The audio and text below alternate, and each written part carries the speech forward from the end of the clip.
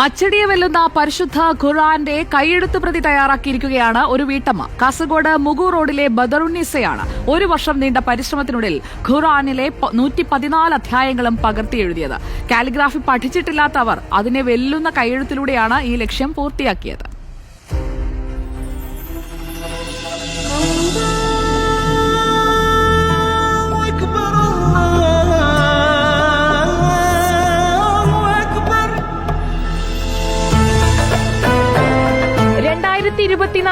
ജനുവരിയിൽ തുടങ്ങിയ കൈയെഴുത്ത് 2 മാസം മുൻപാണ് പൂർത്തീകരിച്ചത്.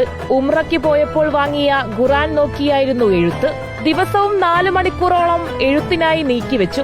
കാലിഗ്രാഫി പേന ഉപയോഗിച്ചുള്ള എഴുത്തു കണ്ടാൽ അച്ചടി വരെ തോൽക്കും.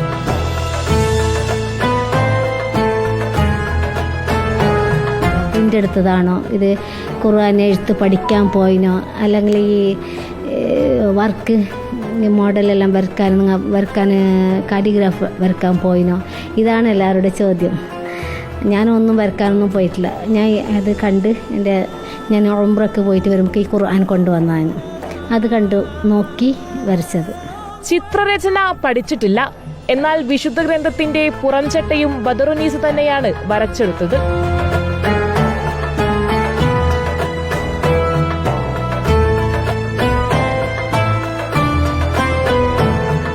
ഇനി അടുത്ത ഇൻഷാ അല്ലാഹ് ഖുർആൻ ഒരുപാട് ആൾക്കാർ ചോദിക്കുന്നുണ്ട്. അപ്പോൾ അതുകൊണ്ട് ഒന്ന് എഴുതി ഇപ്പോൾ വെച്ചിട്ടുണ്ട്. ഇൻഷാ അല്ലാഹ് ഇനി അവർക്ക് അതിൻ്റെ പുറം ചട്ടെല്ലാം ആക്കിയിട്ട് കൊടുക്കണം. അങ്ങനെയല്ല, സെയിലിനല്ല, അവർ എൻ്റെ കൈപ്പടെ എഴുതിയത് കൊണ്ട് ഒരു സന്തോഷത്തിന് അവർക്കൊരു ആഗ്രഹം കൊണ്ട് വാങ്ങുന്നത്. സെയിലിന് അങ്ങനെ ഉദ്ദേശിച്ചതൊന്നുമല്ല, ഞാൻ എഴുതിയതല്ലേ, അപ്പോൾ അതുകൊണ്ട് ചോദിക്കുന്നതായിരിക്കാം എനിക്ക് തോന്നുന്നത്. ഖുർആൻ സ്വന്തം കൈപ്പടയിൽ എഴുതി പൂർത്തിയാക്കിയ സന്തോഷത്തിലാണ്.